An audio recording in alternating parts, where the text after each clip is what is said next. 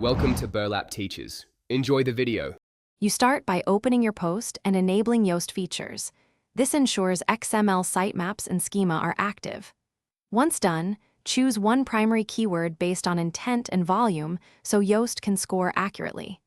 You then set the SEO title, meta description, and slug.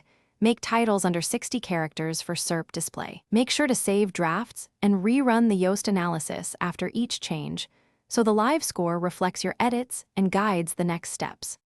You now focus on content signals Yoast measures. Include your keyword in the first paragraph and H2 and the URL so relevance is clear. Then tidy readability. Short paragraphs, varied sentence lengths, transition words, aim to keep passive voice low. You should add 1-3 internal links to related pages and at least one quality outbound link. This strengthens topical authority.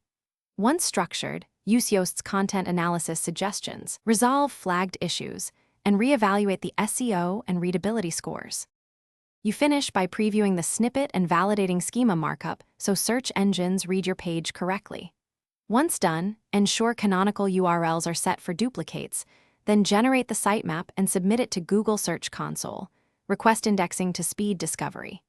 If Yoast score won't improve, clear caches, resave the permalink, and temporarily disable other SEO plugins to check conflicts.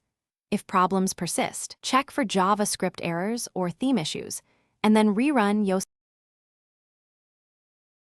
Thanks for watching. Consider subscribing if this video helped you.